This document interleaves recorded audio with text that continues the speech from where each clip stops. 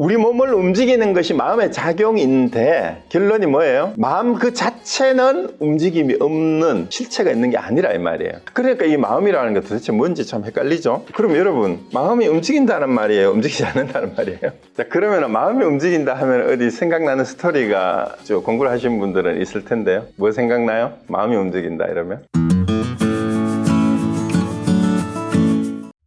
그래서 달마대사 얘기잖아. 28대 조사라는 분. 그 마음만을 전했을 뿐이다. 그래서 내가 이제 이 땅에 와서도 오직 동교, 활짝 깨닫는 대승의 마음이 곧 부처, 대승의 가르침이 마음이 곧 부처임을 전할 뿐이다. 계를 지키고 정진과 고행 나아가서는 물이나 불에 들어가고 칼밖에 오르고 뭐 고행하는 걸 얘기해요. 한 끼리만 먹고 이제 일종씩 한다 그러죠. 오래 앉아 눕지 않는 거, 장자부라 한다 그러잖아. 이런 건 말하지 않는다. 저들은 모두 외도의 유의법이다. 만일 일을 행하고 운동하는 신령스럽게 깨닫는 성품을 알면 그대의 마음이 곧 부처님들의 마음이다. 앞부처와 뒷부처가 다만 마음 전하는 법을 말씀하셨을 뿐 다시 다른 법이 없다. 만일 이 법을 알면 한 글자도 모르는 범부라도 부처다. 만일 자기의 신령스럽게 깨닫는 성품을 알지 못하면서 설사 몸이 부서져 먼지같이 되더라도 부처는 끝내 찾지 못한다.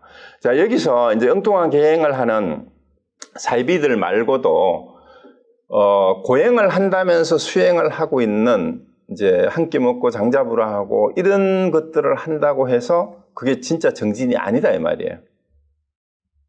그리고 공부를 많이 하는 지식인이라고 그것이 부처는 아니단 말이에요. 그래서 한 글자도 몰라도 부처다라는 얘기는 육조 현행대사가 전설적이지만 역사적으로 실존했던 인물이라 기록되어 있잖아요. 한 글자도 모르는 나무꾼인데 호조 홍인대사로부터 육조로 인가를 받아서 현행대사가 됐고 그 현행대사의 호를 빌어서 우리가 조계종이잖아요.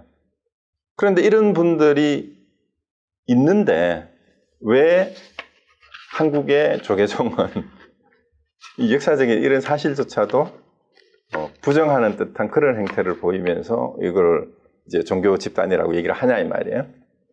그래서 견성하지 못하면 뭐 어떻게 되더라도 그거는 다 헛수고다 이 얘기입니다. 그래서 정말 발심해서 깨닫고자 하는 수행자라면은 정말 정법이 아니면 아무리 잘해주고 이익이 된다 하더라도 그 길을 따라서는 안 돼요. 그리고 신통력이든 장자부라든 뭐 이런 심지어는 뭐 여러 가지 기준을 내세워서 깨닫는 사람의 이런 기준이 있어야 되지 않느냐. 근데 그런 기준도 없어요. 견성 외에는 깨달으면 어떤 기준도 없습니다. 예를 들면 성천 스님은 오매일해가 되느냐, 몽중일해가 되느냐, 동정일해가 되느냐 그런 것도 얘기하지 마세요. 그걸 얘기할 필요가 없어요. 뭐 삼명육통을 하냐 이런 것도 다 필요가 없습니다. 왜냐하면은 그런 기준을 가지고 깨닫지도 못했으면서 이런 정도는 해야 깨닫는 거 아닌가라고 한다면 그 기준 때문에 방해가 돼서 여러분이 깨닫지를 못합니다. 그래서 그냥 못 깨달았으면 못 깨달았으니까 그냥 깨닫자. 그래서 다른 기준을 내세우면은 깨닫는데 방해만 되니까 깨닫고 나면은 그런 거구나 하고 그냥 다 알게 되는 겁니다. 그러니까 여러분들은 깨달으면 기준도 어떻다 하다 여기 나오는 게 전부 그런 거예요. 계행을 하고 뭐 장자부라 하고 뭐 이런 신통력처럼 뭘 보이는 아까 얘기한 신통하고 의미가 달라요. 정말로 보는 것을 있는 그대로 세상을 쫙 볼 수 있는 게 신자고 그렇지 않고 이상한 술수를 쓰는 사람들은 진정한 수행이나 견성하고는 아무 관계가 없다라는 그런 얘기입니다. 자, 그래서 부처는 뭘 부처라 하느냐? 법신이라고도 하고 본래 마음이라고도 하고 뭐 이러면 불성이라 하든 일심이라 하든 뭐 본성이라 하든 아무 관계 없어요. 근데 이 마음은 형상도 없고 인가도 없고 여기 인가 없다는 얘기가 나오잖아요. 힘줄도 뼈도 마치 흙공과 같아서 잡을 수 없으며 물질의 그리낌과 같지 않으며 외도와 같지도 않다. 이 마음은 열의 한 사람을 제외하고는 그 밖의 중생과 미혹한 사람은 분명히 알지 못한다. 자, 여기서 열의 한 사람이라고 했는데 열애가 석가모니 부처님 한 사람을 얘기하는 것이 아니고 여기서 열의 한 사람이라는 말은 견성한 오직 그러한 사람 이렇게 이야기해요. 견성한 사람. 견성을 한 사람을 제외하고는 이제 알지 못한다 이 말이에요. 이 마음은 4대로 이루어진 형상이 있는 몸을 그런데 그럼 마음이 어디 있느냐? 4대로 이루어진 지수합풍이라는 요소로 우리 몸뚱아리라는 이루어져 있는데 그 몸을 떠나서 마음이 따로 없어요. 만일 몸이 마음을 떠나 있다면 운동할 수도 없다. 이 몸은 알미 없어 초목이나 기와장 같다. 몸은 성품이 없는데 어떻게 운동할 수 있겠는가 이 말이에요. 그래서 우리 몸에서 마음이 떠나면 어떻게 돼요? 우리 몸에서? 마음이 떠나면 시체죠. 그럼 시체는 움직일 수가 없어요. 그래서 몸과 마음이 사실은 같이 있습니다. 그래서 이제 마음이 떠나면 움직일 수도 없으니까 초목이나 기와장과 같다는 말은 죽은 거나 마찬가지죠. 그래서 몸은 성품이 없는데 그렇다면 몸 자체만 마음이 떠나고 없다면 어떻게 운동을 할 수 있겠느냐 이 말입니다. 그래서 결국은 몸을 움직이는 것도 마음이 있기 때문이다 이 말이에요. 그래서 여기서는 이제 마음만을 얘기를 하니까 사람들이 그러면은 몸은 마음하고 별로 마음만 찾으면 되느냐? 그게 아니고 몸과 마음이 둘이 아니고 몸을 떠나서 마음이 따로 없다라는 얘기를 이제 하고 있어요. 그래서 마음을 찾아라 하니까 자 그래서 여기 그 다음 문장은 번호는 제가 일부러 붙였어요. 이게 본문에 없는 건데 1, 2, 3, 4의 내용이 상반된 얘기를 하기 때문에 내가 이제 설명하기 위해서 이렇게 번호를 붙여놨습니다. 자, 만일 스스로 마음이 움직인다면, 자, 우리 몸뚱이를 움직이는 게 마음이 움직이니까 움직인다, 이 말이에요. 마음이 없으면 몸을 움직일 수 없는 거죠. 스스로 마음이 움직인다면 말하고 행하고 운동하고 보고 듣고 느끼고 아는 것에 이르기까지 우리가 움직이는 마음. 그러니까 우리가 하는 모든 거예요. 생각하고 말하고 행동하는 모든 것이 전부 다 뭐예요? 마음의 작용이다, 이 말이에요. 마음이 작용하여 움직이는 것이다. 움직이는 것은 마음이 움직이는 것이요. 움직임이 곧 작용이니 움직이고 작용하는 것 밖에, 그러니까 이걸 떠나서 이 말이에요. 움직이고 작용하는 것 외에 마음이 없고 마음 밖에 움직임이 없다. 이렇게 얘기를 했어요. 자, 요건 이해가 되시죠? 그런데 2번 보세요. 움직이는 것은 마음이 아니고 마음은 움직이지 않는다. 움직이면은 본래 마음이 없고 마음은 본래 움직임이 없다. 이게 앞말하고 완전히 앞뒤가 안 맞잖아요. 이러면. 금방 뭐라 그랬어요? 움직이는 건 마음이 움직인다 했잖아요. 그런데 여기서는 이번 문장에서는 뭐라 그래요? 움직이는 것은 마음이 아니다고 그래요. 마음은 움직임이 없다라고 얘기를 합니다. 이게 두 개가 전혀 다른 말이죠. 그죠? 근데 또 3번 보세요. 3번 문장. 움직임은 마음을 여의지 않았고 떠나지 않았고 이 말이에요. 마음을 떠나서 움직임이 따로 없고 마음은 움직임을 떠나지 여의지 않았다. 움직임은 마음을 여임이 없고 마음도 움직임을 여임이 없다. 근데 움직이는 거하고 마음하고 따로 떠나 있지 않다. 이 흔히 이제 다른 비유로 수분리파 파분리수라는 말을 해요. 이 바다에 파도가 치는데 파도가 물을 떠나서 따로 있어요? 파도하고 물이 따로가 아니잖아. 그것처럼 움직임과 마음은 같이 있단 말이야. 늘 항상. 그래서 움직임은 마음이 작용하는 것이며 작용하는 것은 마음이 움직이는 것이다. 움직임이 곧 마음의 작용이며 작용이 곧 마음의 움직임이다. 또 1번하고 3번은 이렇게 마음이 움직인다라고 얘기를 해요. 한마디로 얘기하면 마음이 움직인다예요. 근데 4번에 또 와서 움직임도 아니고 작용도 아닌 움직임의 바탕은 본래 공하다. 공은 본래 움직임이 없다. 움직이고 작용하는 것은 같은 마음이지만 마음은 본래 움직임이 없다. 또 이렇게 얘기를 합니다. 자, 그래서 여기서 헷갈리면 안 되는 게 뭐냐면 우리 몸을 움직이는 것이 마음의 작용인데 결론이 뭐예요? 마음 그 자체는 움직임이 없는 실체가 있는 게 아니라 이 말이에요. 그러니까 이 마음이라는 게 도대체 뭔지 참 헷갈리죠? 마음이, 그럼 여러분 마음이 움직인다는 말이에요? 움직이지 않는다는 말이에요? 예? 마음이 움직이는 거예요? 안 움직이는 거예요?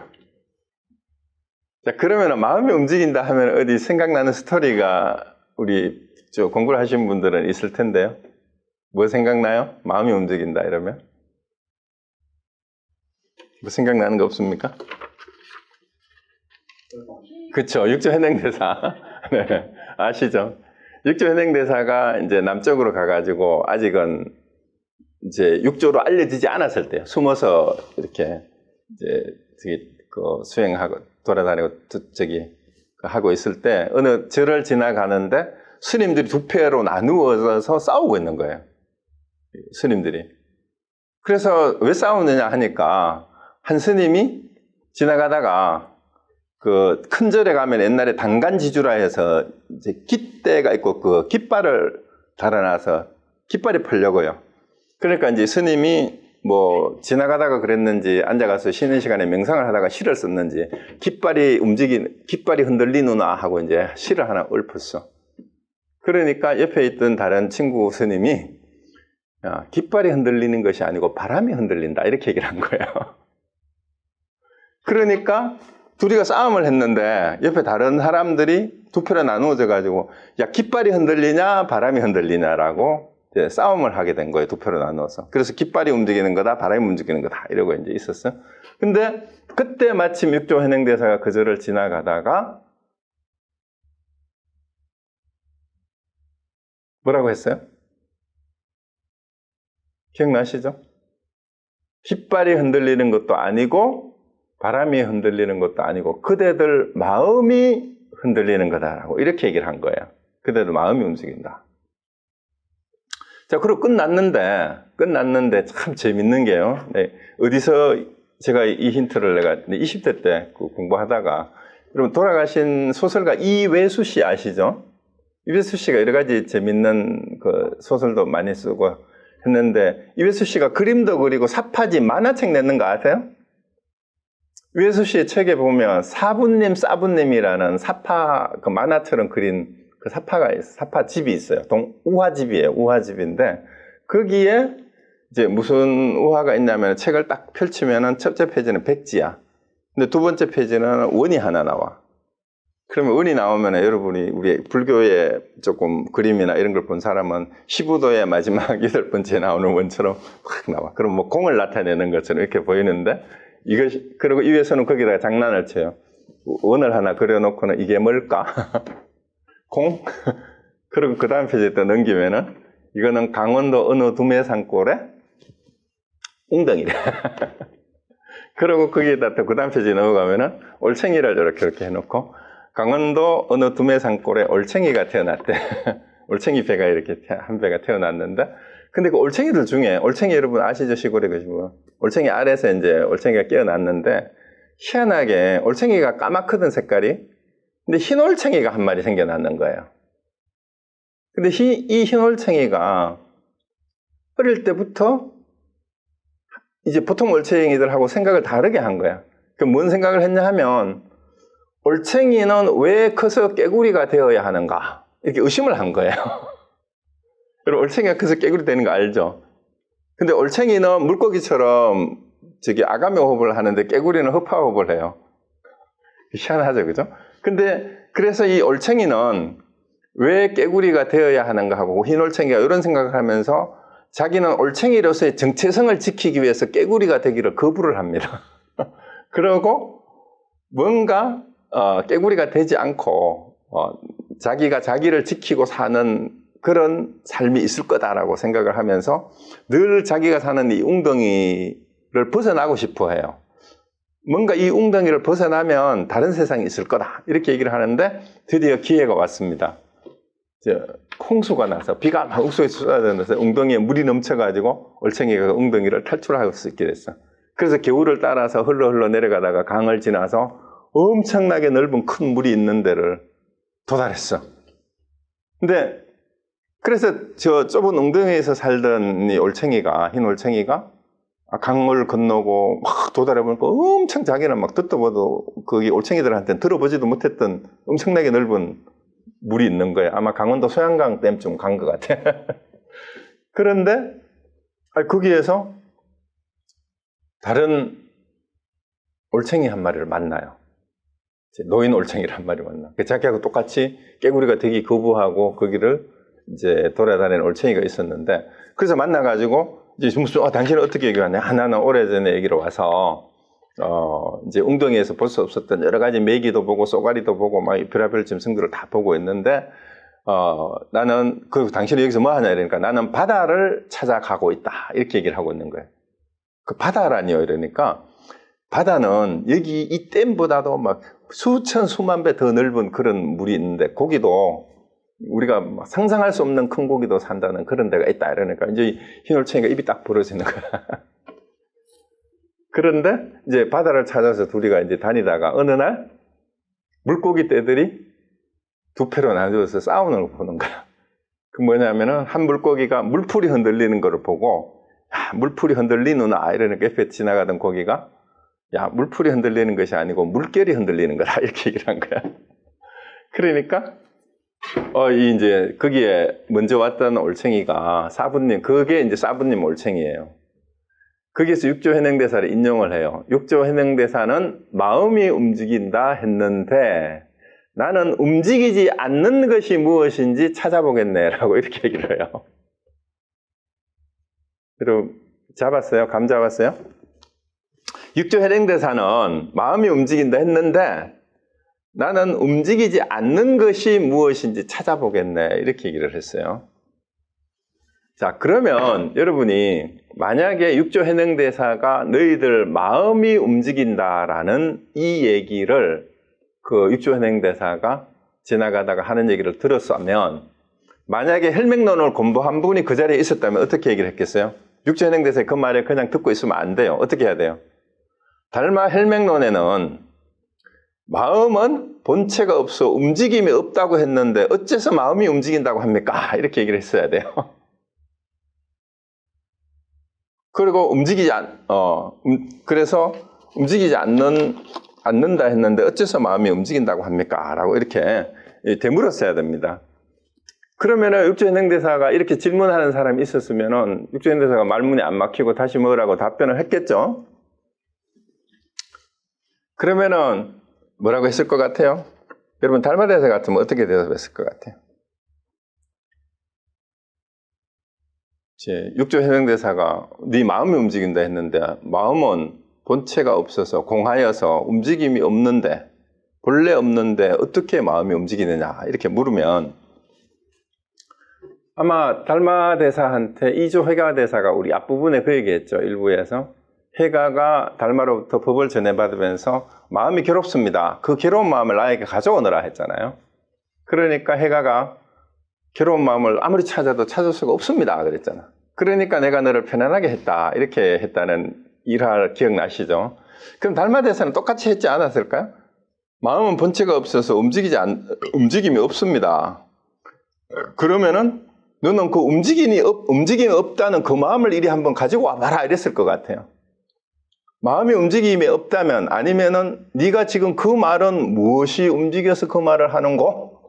이렇게 되물었을지도 모릅니다.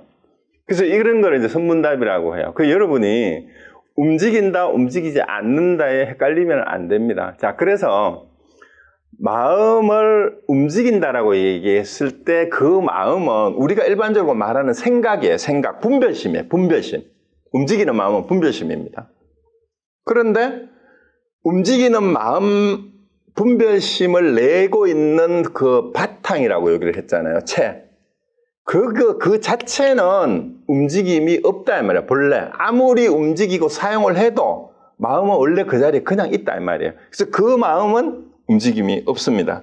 그래서 우리가 마음이 움직인다, 마음은 움직이지 않는다 이걸 알고 얘기하면은 그 쓰임이 움직임이 있을 때 움직이는 것은 마음이지만 그 움직이고 있는 그 바탕에 있는 본래 마음은 움직임이 본래 없다라는 걸 두 개를 다 알고 있어야 됩니다. 그래서 이제 어떤 것이 움직임이 쓰임으로 쓰이는 건지, 그래서 우리가 이름을 붙여서 마음이다, 붙여다 뭐라고 얘기를 하지만 그 말에도 끌려다니면 되지 않고, 그 다음에 움직인다, 움직이지 않는다 하는데도 끌려다니면 안 됩니다. 그래서 그걸 제대로 알지 못하고 아무리 이제 얘기를 해봤자 다 썰이 됩니다.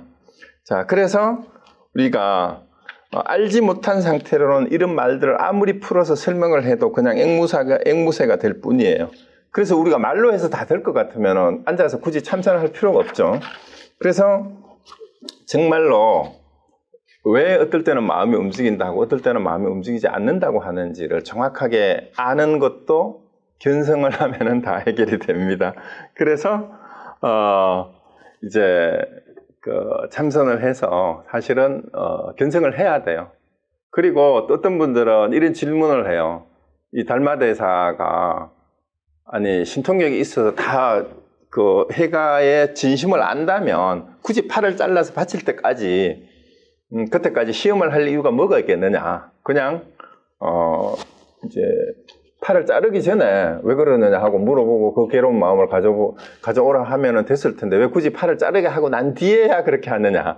이렇게 이제 얘기를 하는데 사실은 그거는 진짜인지 아닌지 몰라요. 누가 지어낸 얘기인지 모르겠는데 다만 해가가 팔을 자르는 거나 부처님의 전생담에서 그 나찰한테 그 몸을 던지는 거나 이런 얘기는 사실은 다 비유예요. 그래서 그만큼 깨닫는 것이 내 몸을 던져서라도 깨달음을 구하고자 하는 간절한 마음이 있으면 된다라는 그 얘기를 하는 거예요. 그렇기 때문에 살생을 하더라도 음욕을 가지고 주색잡기를 하더라도 견성하는 것하고 이런 모든 것들은 비교해 보면은 그거는 뭐 중요성에 있어서는 별로 얘기거리도 되지 못한다. 그래서 우리가 전에도 얘기했던 그 시부도에서 이제 소를 찾아 떠나서 발자국을 보고 소를 보고 두구를 한 다음에 그 다음 5번째가 모구라 그랬잖아요.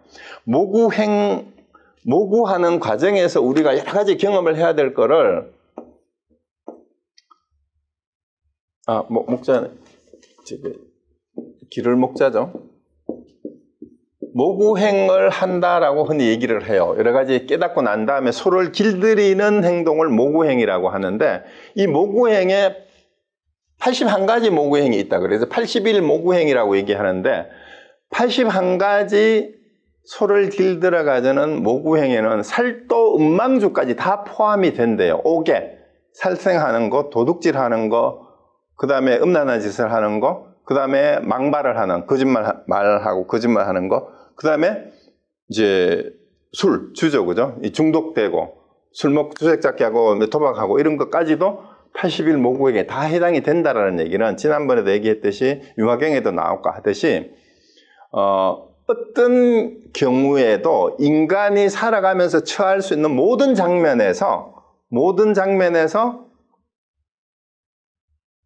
그것이 실체가 없음을 알고 업에 끌려가지 않으면서 내가 행동을 할 수 있느냐 없느냐를 모구행을 통해서 이제 본다라는 그 얘기예요. 그래서 이제 보조국사 이제 다음 1월 달부터 수신계를 할 텐데 보조국사의 호가 모구자라는 얘기도 전에도 한번 말씀을 드렸습니다. 그래서 우리는 이제 소를 길들이기 이전에 먼저 소를 찾아야 돼요. 소를 찾고 소를 내 걸로 만들어야 됩니다. 그런 다음에 길들여 나가는 과정이 진짜 수행이고 공부예요. 그래서 모구행을 해야 되는 거죠. 자, 그 다음에